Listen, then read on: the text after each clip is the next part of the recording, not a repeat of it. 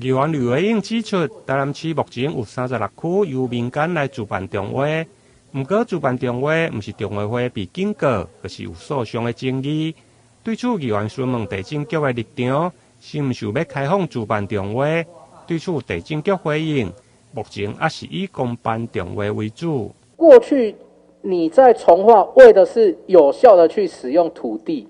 好，那有效使用土地。另外一方面，也可以来增加我们市府的一个税收，才不会因为这个土地重划的相关利益垄断在特定的私人的重划公司的一个手里。所以呢，你重划之后的这个，如果真的有产生土地利益，是不是都会这个回归到重划基金里面？跟议员报告，如果是公办重划的部分，这个100%都在没有错嘛，我讲的就是公办重划的部分嘛。所以这个部分，如果公办重划的部分，那这样子才有办法把涨价归公，它的这个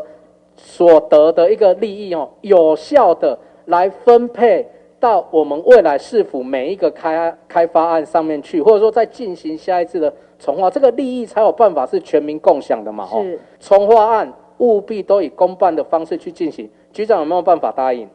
是我们尽量朝这个方向来努力。好，这个谢谢局长。除了中会问题，另外议员林议员嘛关心公共设施的植栽问题。